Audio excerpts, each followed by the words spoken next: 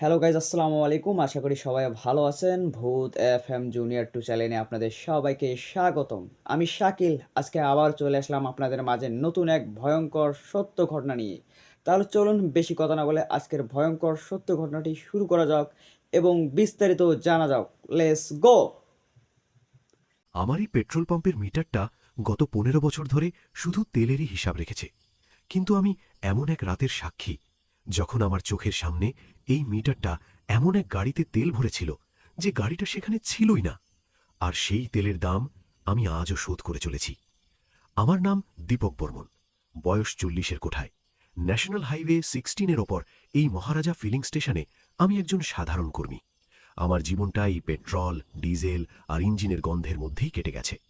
সারা দিন ধরে হাজার হাজার গাড়িতে তেল ভরা, টাকা নেওয়া আর দাদা হাওয়াটা চেক করে দেবেন শোনা, এই হলো আমার রুটিন। তবে আমার ডিউটিটা রাতের, রাত ১০টা থেকে সকাল ৬টা। রাতের হাইওয়েটা দিনের চেয়ে অনেক আলাদা, শান্ত, নিস্তব্ধ আর কেমন যেন রহস্যময়।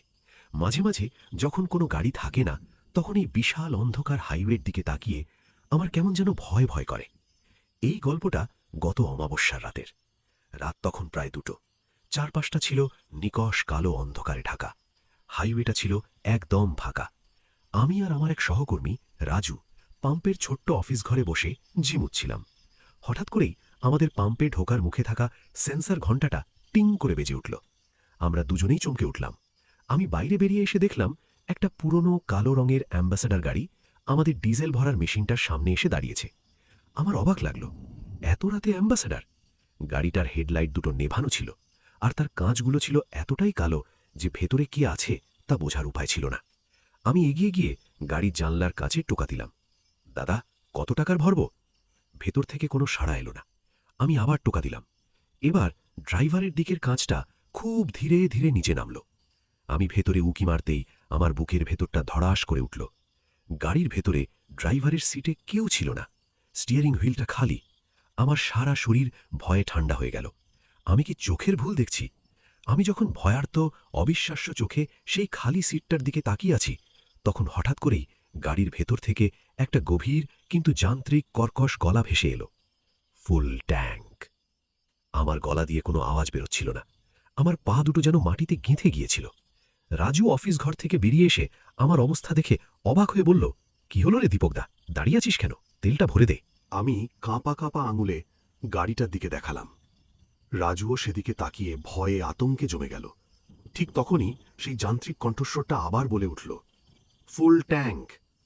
আমি আর রাজু দুজনেই ভয়ে আতঙ্কে দিশেহারা। আমরা কি করব কিছুই বুঝতে পারছিলাম না। আমরা যখন ভাবছি আমরা চিৎকার করে পালাবো, তখন হঠাৎ করেই সেই ডিজেল ভরার মেশিনটা নিজে থেকেই চালু হয়ে গেল। ঘর ঘর শব্দ করে মিটারটা ঘুরতে শুরু করল, আর তেলের পাইপের নলটা একটা সাপের মতো হিস হিস করে উঠে নিজে থেকেই সেই অ্যাম্বাসেডর গাড়িটার তেলের ট্যাঙ্কের মুঠে ঢুকে গেল। আমরা দুজনেই পাথরের মূর্তির মতো দাঁড়িয়ে সেই ভয়ঙ্কর অলৌকিক দৃশ্যটা দেখছিলাম। মিটারের সংখ্যাগুলো দ্রুত গতিতে বেড়ে চলেছিল। ১ লিটার, ২ লিটার, ১০ লিটার। গাড়িটার ট্যাঙ্কটা যেন অন্তহীন। অবশেষে প্রায় ৬০ লিটার তেল ভরার পর মেশিনটা নিজে থেকেই বন্ধ হয়ে গেল। নলটাও আগের মতোই নিজে থেকেই মেশিনের গায়ে ফিরে এলো। গাড়ির কাঁচটা আবার উপরে উঠে গেল। তারপর গাড়িটা কোনো শব্দ ছাড়াই স্টার্ট নিল, এবং যেমনি নিঃশব্দে এসেছিল ঠিক তেমনি নিঃশব্দে পাম্প থেকে বেরিয়ে হাইওয়ের অন্ধকারে মিলিয়ে গেল। আমি আর রাজু দুজনেই কিছুক্ষণ স্তব্ধ হয়ে দাঁড়িয়ে রইলাম। তারপর আমরা দুজনেই একসাথে দৌড়ে অফিস ঘরের ভেতরে ঢুকে দরজা বন্ধ করে দিলাম। আমরা সারা রাত ভয়ে ঠক ঠক করে কাঁপছিলাম। পরদিন সকালে আমরা আমাদের ম্যানেজারকে সবটা খুলে বললাম। তিনি আমাদের কথা শুনে প্রথমে হেসেই উড়িয়ে দিলেন, কিন্তু যখন তিনি রাতের সেলসের হিসাব দেখতে গেলেন, তখন তার মুখের হাসিটা মিলিয়ে গেল। তিনি দেখলেন হিসাবে ৬০ লিটার ডিজেলের ঘাটতি, আর তার টাকাটাও জমা পড়েনি। তিনি আমাদের দুজনকে খুব বকাবকি করলেন, বললেন আমরা নাকি ঘুমের ঘোরে তেলটা মাটিতে ফেলে দিয়েছি আর এখন ভূতের গল্প বানাচ্ছি। তিনি আমাদের মাইনে থেকে সেই ৬০ লিটার ডিজেলের টাকাটা কেটে নেওয়ার হুমকি দিলেন। আমি জানি আমরা কোনো ভুল করিনি। আমি জানি আমরা যা দেখেছি তা সত্যি। কিন্তু আমি এটাও জানতাম যে এই রহস্যের সমাধান না করতে পারলে আমাদের শুধু টাকারই লোকসান হবে না, হয়তো আমাদের জীবনটাও বিপন্ন হতে পারে। কারণ সেদিন রাতে যখন সেই কালো অ্যাম্বাসেডরটা চলে যাচ্ছিল, তখন আমি দেখেছিলাম তার পেছনের কাঁচের উপর ধুলোর মধ্যে কেউ যেন আঙুল দিয়ে দুটো শব্দ লিখে রেখে গেছে, আবার আসব। সেই রাতের ভয়ঙ্কর ঘটনার পর আমি আর রাজু দুজনেই একটা গভীর আতঙ্কের মধ্যে ছিলাম। আমাদের ম্যানেজার আমাদের কথা বিশ্বাস করেননি, উল্টে আমাদেরকেই চোর সাব্যস্ত করার হুমকি দিয়েছিলেন। আমাদের কাছে কোনো প্রমাণ ছিল না, ছিল শুধু আমাদের দুজনের অভিজ্ঞতা, যা কোনো তৃতীয় ব্যক্তির কাছে ছিল নিছকই গাঁজাখুরি গল্প। পরের কয়েকটা রাত আমরা খুব ভয়ে ভয়ে কাটালাম। প্রতিটা গাড়ির শব্দে আমরা চমকে উঠছিলাম। আমাদের বারবার মনে হচ্ছিল সেই কালো অ্যাম্বাসেডারটা হয়তো আবার ফিরে আসবে। কিন্তু কয়েকদিন ধরে তেমন কোনো অস্বাভাবিক ঘটনা ঘটল না। আমরা ভাবলাম হয়তো ওটা ছিল একটা বিচ্ছিন্ন ঘটনা, একটা ভয়ঙ্কর দুঃস্বপ্ন। কিন্তু আমরা ভুল ছিলাম। গণ্ডগোলটা আবার শুরু হলো ঠিক 1 সপ্তাহ পর। সেদিনও ছিল এক অন্ধকার রাত। রাত প্রায় 2টো নাগাদ আমাদের পাম্পের সামনে একটা বিশাল 18 চাকার কন্টেনার ট্রাক এসে দাঁড়ালো। আমি আর রাজু দুজনেই ভয়ে ভয়ে এগিয়ে গেলাম। ট্রাকটার কেবিনটা ছিল অন্ধকার, ভেতরে কে আছে তা বোঝা যাচ্ছিল না। আমি কাঁপা কাঁপা গলায় জিজ্ঞাসা করলাম, দাদা, কত টাকার ভরব? কেবিনের ভেতর থেকে একটা গভীর পরিচিত যান্ত্রিক কণ্ঠস্বর ভেসে এলো, ফুল ট্যাঙ্ক। আমার আর রাজুর শরীরের রক্ত জল হয়ে গেল। সেই একই কণ্ঠস্বর। আমরা ভয়ে আতঙ্কে পিছিয়ে আসতে যাচ্ছিলাম, কিন্তু ঠিক তখনই ট্রাকের কেবিনের দরজাটা খুলে গেল, আর ভেতর থেকে যে নেমে এলো তাকে দেখে আমরা আরও বেশি অবাক হয়ে গেলাম। একজন সাধারণ মাঝবয়সী ট্রাক ড্রাইভার। তার মুখে ছিল ক্লান্তির ছাপ। সে আমাদের দিকে তাকিয়ে অবাক হয়ে বলল, কি হলো ভাই, অমন ভূতের মতো চমকে উঠলে কেন? আমি বললাম, না মানে আপনার গলার আওয়াজটা। ড্রাইভারটি হাসল, বলল, ও এই গলা, আসলে আমার গলায় একটা অপারেশন হয়েছিল, তাই ভয়েস বক্সটা আর্টিফিশিয়াল লাগানো, আওয়াজটা একটু যান্ত্রিক মতো শোনায়। আমি আর রাজু দুজনেই হাঁপ ছেড়ে বাঁচলাম। তাহলে আগের রাতের ঘটনাটা আর এই ঘটনাটা দুটো আলাদা। আমরা ট্রাকটায় তেল ভরতে লাগলাম। তেল ভরা শেষ হলে ড্রাইভারটি আমাদের টাকা মিটিয়ে দিল। তারপর সে আমাদের কাছে এসে একটা অদ্ভুত অনুরোধ করল। সে বলল, ভাই, তোমরা কি দয়া করে আমার ট্রাকের কন্টেনারটা একবার চেক করে দেবে? আমার কেন জানি না মনে হচ্ছে ভেতর থেকে কোনো একটা আওয়াজ আসছে। আমি বললাম, কিসের আওয়াজ? জানি না, সে বলল, কেমন যেন একটা গোঙানির মতো শব্দ। হয়তো আমার মনের ভুল, কিন্তু যদি একবার দেখে দাও তাহলে খুব ভালো হয়। আমরা রাজি হয়ে গেলাম। ড্রাইভারটি কন্টেনারের পেছনের বিশাল লোহার দরজাটার তালা খুলে দিল। আমি আর রাজু টর্চ জেলে ভেতরে ঢুকলাম। কন্টেনারটা ছিল বিশাল আর প্রায় খালি, শুধু একপাশে কয়েকটা বড় বড় কাঠের বাক্স রাখা। আমরা টর্চ ফেলে চারপাশটা ভালো করে দেখতে লাগলাম, কিন্তু আমরা কোনো অস্বাভাবিক কিছুই পেলাম না, কোনো আওয়াজও শুনতে পেলাম না। আমি ড্রাইভারটিকে বললাম, দাদা, এখানে তো কিছুই নেই, হয়তো আপনার মনের ভুল। ড্রাইভারটি বলল, তাই হবে হয়তো। ঠিক আছে, তোমরা এসো। আমরা যখন কন্টেনার থেকে নামতে যাচ্ছি ঠিক তখনই ধারাম করে একটা বিকট শব্দ হলো। কন্টেনারের দরজাটা বাইরে থেকে বন্ধ হয়ে গেছে। আমরা চমকে উঠে দরজার দিকে ছুটে গেলাম। আমরা দরজায় ধাক্কা দিতে লাগলাম, দরজা খুলুন, দরজা খুলুন। বাইরে থেকে সেই ড্রাইভারটির অট্টহাসির শব্দ ভেসে এলো। সে বলল, অনেক হয়েছে তোদের চালাকি, এবার তোরা ভেতরেই থাক চিরদিনের জন্য। আমার আর রাজুর আর বুঝতে বাকি রইল না, আমরা এক ভয়ঙ্কর ফাঁদে পা দিয়ে ফেলেছি। এই ড্রাইভারটি কোনো সাধারণ ড্রাইভার নয়, সে ওই কালো অ্যাম্বাসেডরের রহস্যের সাথেই জড়িত। আমরা যখন ভয়ে আতঙ্কে দিশেহারা, তখন হঠাৎ করেই কন্টেনারের ভেতরটা কোথা থেকে যেন একটা নীল ধোঁয়াশা আলোয় ভরে যেতে শুরু করল, আর সেই কাঠের বাক্সগুলোর ভেতর থেকে আমরা চাপা কান্নার আওয়াজ শুনতে পেলাম। আমি আর রাজু ভয়ে একে অপরকে জড়িয়ে ধরলাম। আমরা দেখলাম সেই বাক্সগুলোর ডালাগুলো এক এক করে নিজে থেকেই খুলে যাচ্ছে, আর ভেতর থেকে যা বেরিয়ে এলো তা দেখার জন্য আমরা প্রস্তুত ছিলাম না। প্রতিটা বাক্সের ভেতরে ছিল একটা করে মানুষের কঙ্কাল, আর সেই কঙ্কালগুলোর শরীর থেকে বেরিয়ে আসছিল নীল ধোঁয়াশা আত্মার মূর্তি। তারা সবাই ছিল অতৃপ্ত, যন্ত্রণাকাতর। তারা আমাদের দিকে তাদের শূন্য কোটরগত চোখ নিয়ে তাকিয়েছিল। আমি জানি না তারা আমাদের সাথে কি করবে। আমি শুধু জানি আমরা এখন একদল ক্ষুধার্ত, অতৃপ্ত আত্মার সাথে একটা বন্ধ কন্টেনারের ভেতরে আটকে পড়েছি। সেই বন্ধ কন্টেনারের ভেতরে কঙ্কাল থেকে বেরিয়ে আসা নীল ধোঁয়াশা আত্মাগুলোকে দেখে আমার আর রাজুর মনে হয়েছিল আমাদের জীবনের শেষ মুহূর্ত উপস্থিত। আমরা ভয়ে আতঙ্কে চোখ বন্ধ করে ফেলেছিলাম। আমরা শুধু অপেক্ষা করছিলাম আমাদের ভয়ঙ্কর পরিণতির জন্য। কিন্তু কয়েক মুহূর্ত কেটে যাওয়ার পরেও যখন কিছুই হলো না, তখন আমি খুব সাবধানে এক চোখ খুলে তাকালাম। আমি যা দেখলাম তাতে আমার বিস্ময়ের সীমা রইল না। আত্মাগুলো আমাদের কোনো ক্ষতি করছিল না, তারা আমাদের দিকে এগিয়েও আসছিল না। তারা সবাই গোল হয়ে কন্টেনারের মাঝখানে দাঁড়িয়েছিল, আর তাদের সবার দৃষ্টি ছিল কন্টেনারের বন্ধ দরজাটার দিকে। তাদের হাবভাবে কোনো হিংস্রতা ছিল না, ছিল শুধু এক গভীর অন্তহীন অপেক্ষা। আমি রাজুকে কনুই দিয়ে খোঁচা মেরে চোখ খুলতে বললাম। সেও এই অদ্ভুত দৃশ্য দেখে অবাক হয়ে গেল। আমি সাহস করে সেই আত্মাগুলোর মধ্যে যে আত্মাটাকে সবচেয়ে শান্ত এবং জ্ঞানী বলে মনে হচ্ছিল তার দিকে তাকিয়ে হাত জোর করে বললাম, আপনারা আপনারা কারা, আর আপনারা আমাদের সাথে এমন করছেন কেন?" আমার কথা শুনে আত্মাগুলো সামান্য নড়ে উঠল। সেই শান্ত আত্মাটা আমার দিকে তার মুখটা ফেরালো। তার মুখটা ছিল এক মাঝবয়সী ভদ্রলোকের, কিন্তু তার চোখে ছিল এক গভীর যন্ত্রণা। সে কোনো কথা বলল না। সে শুধু তার ছায়াময় স্বচ্ছ হাতটা বাড়িয়ে আমার ঠিক পিছনে কন্টেনারের দেওয়ালের দিকে ইশারা করল। আমি চমকে উঠে পিছনে ফিরলাম। দেখলাম কন্টেনারের ধাতব দেওয়ালের ওপর কেউ যেন আঙুল দিয়ে ধুলোর মধ্যে কিছু একটা লিখে রেখেছে। আমি টর্চ ফেলে লেখাটা পড়ার চেষ্টা করলাম। লেখাটা ছিল বাংলায়, "আমাদেরকে বাঁচাও।" আমার বুকের ভেতরটা মোচড় দিয়ে উঠল। এরা তো আমাদের ক্ষতি করতে চায় না, এরা আমাদের কাছে সাহায্য চাইছে। আমি আবার সেই আত্মাটার দিকে তাকালাম। এবার সে তার আঙুল দিয়ে প্রথমে সেই কাঠের কফিন সদৃশ বাক্সগুলোর দিকে দেখালো, তারপর দেখালো কন্টেনারের বাইরের দিকে। আমি তার ইশারার মানেটা বোঝার চেষ্টা করতে লাগলাম। হঠাৎ করেই আমার মাথায় যেন বিদ্যুৎ খেলে গেল। এই বাক্সগুলো, এই কঙ্কালগুলো, আর বাইরের সেই ট্রাক ড্রাইভার। আমি রাজুর দিকে তাকিয়ে ফিসফিস করে বললাম, "রাজু, তুই বুঝতে পারছিস? এটা হলো একটা অর্গ্যান ট্রাফিকিং চক্র।" রাজুর চোখ দুটো ভয়ে বড় বড় হয়ে গেল। আমি বললাম, "হ্যাঁ, ওই ড্রাইভারটা আর তার দলবল রাতের বেলা হাইওয়ে থেকে অসহায় মানুষদের তুলে নিয়ে যায়, তারপর তাদের খুন করে তাদের শরীরের বিভিন্ন অঙ্গ প্রত্যঙ্গ বের করে এই কাঠের বাক্সগুলোতে ভরে পাচার করে, আর তাদের কঙ্কালগুলো হয়তো অন্য কোনো কাজে লাগায়। আর এই আত্মারা," আমি বললাম, "এরা হলো সেই সব হতভাগ্য মানুষদেরই আত্মা। তাদের সৎকার হয়নি, তাই তারা মুক্তিও পায়নি। তারা এই কন্টেনারের সাথেই, তাদের নিজেদের দেহের ধ্বংসাবশেষের সাথেই আটকে আছে।" আমার কাছে এখন সবটা পরিষ্কার হয়ে যাচ্ছিল, কিন্তু একটা প্রশ্ন আমার মাথায় তখনও ঘুরপাক খাচ্ছিল। কিন্তু ওই কালো অ্যাম্বাসেডারটা আর সেই শূন্য গাড়ির তেল ভরা, ওটার মানে কি? আমি রাজুকে জিজ্ঞাসা করলাম। ঠিক তখনই কন্টেনারের বাইরে থেকে আমরা আবার সেই ট্রাক ড্রাইভারটার গলা শুনতে পেলাম। সে ফোনে কাউকে বলছিল, "হ্যাঁ বস, দুটো নতুন শিকার জালে পড়েছে, মালগুলোও সব রেডি। আপনি কালো গাড়িটা পাঠিয়ে দিন, আমরা মাল ট্রান্সফার করে এদেরকেও প্যাক করে দিচ্ছি।" কালো গাড়ি! আমার আর বুঝতে বাকি রইল না। ওই কালো অ্যাম্বাসেডারটা কোনো ভুতুড়ে গাড়ি ছিল না, ওটা ছিল এই চক্রেরই একটা গাড়ি, হয়তো তাদের বসের গাড়ি।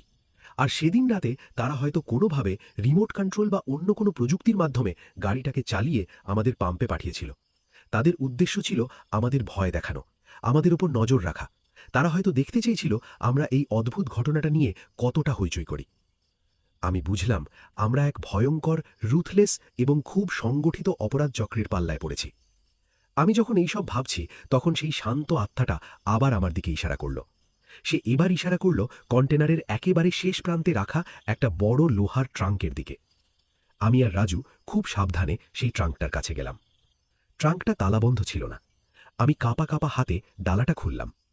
ভেতরে যা ছিল তা দেখে আমাদের আর কোনো সন্দেহই রইল না। ভেতরে ছিল বরফ ভর্তি থার্মোকলের বাক্স, আর সেই বাক্সের ভেতরে প্লাস্টিকের প্যাকেটে রাখা ছিল মানুষের কিডনি, লিভার আর চোখ। আমার গাটা গুলিয়ে উঠল। কিন্তু সেই বাক্সগুলোর নিচেই আমি একটা জিনিস দেখে চমকে উঠলাম, একটা ফাইল। আমি ফাইলটা খুলে দেখলাম। ভেতরে ছিল এই চক্রের সমস্ত কাজকর্মের হিসাব। কাদের খুন করা হয়েছে, তাদের অঙ্গপ্রত্যঙ্গ কোথায় কত দামে বিক্রি করা হয়েছে, সবকিছুর বিস্তারিত বিবরণ। আর ছিল এই চক্রের সাথে জড়িত বড় বড় ডাক্তার, পুলিশ অফিসার আর প্রভাবশালীদের নামের তালিকা। আমার হাতে এখন শুধু প্রমাণই নয়, একটা আস্ত জ্বালামুখী ছিল। আমি জানি এই ফাইলটা যদি একবার বাইরে যায় তাহলে পুরো রাজ্যে তোলপাড় পড়ে যাবে। আমি যখন ফাইলটা আমার জামার ভেতরে লুকাচ্ছি তখন আমি কন্টেনারের বাইরে সেই কালো অ্যাম্বাসেডার গাড়িটার আসার শব্দ শুনতে পেলাম। আমি জানি আমার হাতে সময় খুব কম, আমাকে এখান থেকে বেরোতেই হবে। আমি সেই আত্মাগুলোর দিকে তাকালাম। তাদের চোখে ছিল মুক্তির আকুতি। আমি জানি না আমি তাদের বাঁচাতে পারবো কিনা, আমি শুধু জানি আমাকে চেষ্টা করতেই হবে। কালো অ্যাম্বাসেডারটার আসার শব্দে আমাদের বুকের ভেতরটা কেঁপে উঠেছিল। আমরা জানতাম আমাদের হাতে আর কয়েক মুহূর্ত সময়। দরজার বাইরে অপেক্ষা করছে সাক্ষাৎ যমদূত। আমি আর রাজু মরিয়া হয়ে কন্টেনারের ভেতর থেকে বেরোনোর কোনো উপায় খুঁজছিলাম, কিন্তু কোনো ভেন্টিলেটর বা ছোট জানালাও ছিল না। সেই শান্ত আত্মাটা আবার আমার সামনে এসে দাঁড়ালো। সে তার ছায়াময় হাতটা বাড়িয়ে কন্টেনারের ছাদের একটা নির্দিষ্ট জায়গা স্পর্শ করল, আমি টর্চের আলো ফেলে দেখলাম জায়গাটা একটা স্কাইলাইট বা ওই জাতীয় কিছু, যেটা বাইরে থেকে হয়তো বোল্ট দিয়ে আটকানো। কিন্তু আমরা ওখানে পৌঁছবো কি করে? ছাদটা তো অনেক উঁচুতে। আত্মাগুলো যেন আমাদের মনের কথাটাই বুঝতে পারল।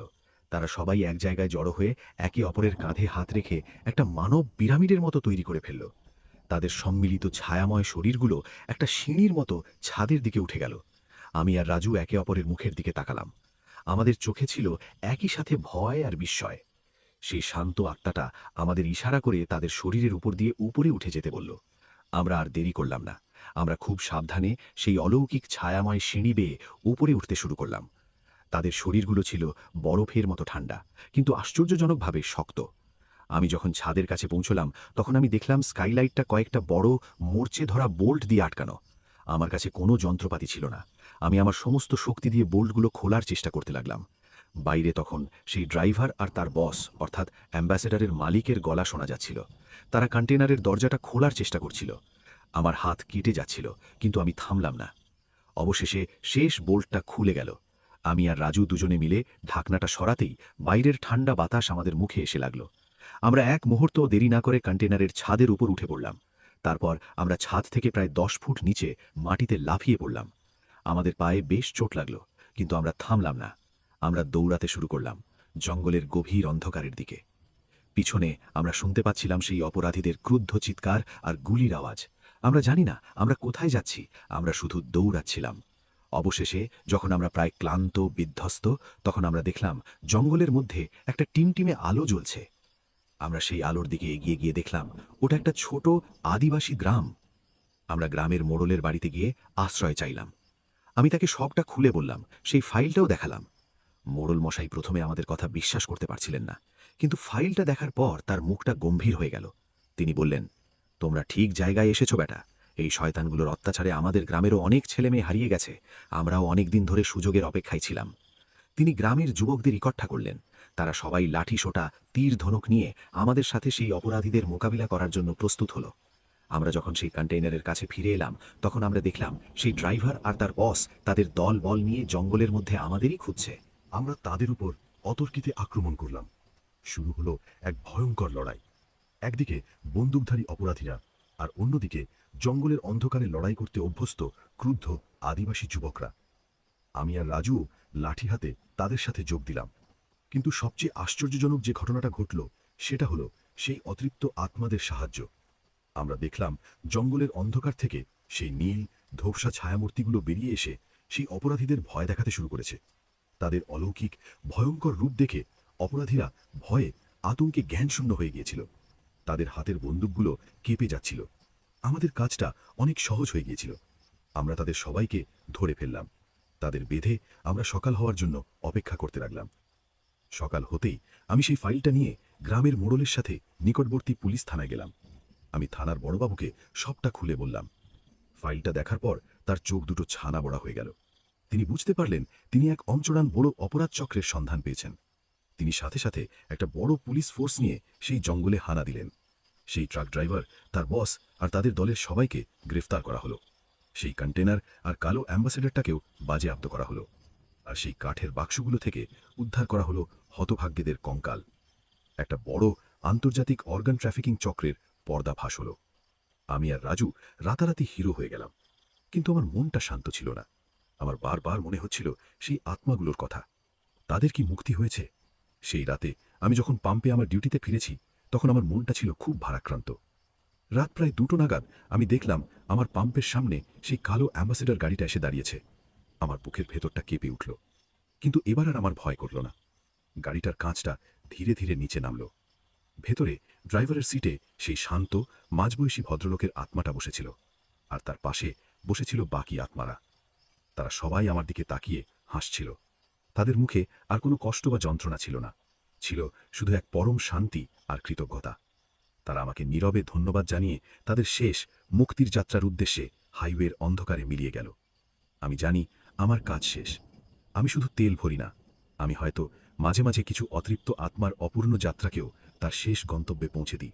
সেই ভয়ঙ্কর রাতের পর এবং সেই বিশাল অপরাধ চক্রের পর্দা ফাঁস হওয়ার পর আমার জীবনটা আবার আগের ছন্দে ফিরে এসেছিল। মহারাজা ফিলিং স্টেশন আবার আগের মতোই দিন রাত ধরে চলতে লাগলো।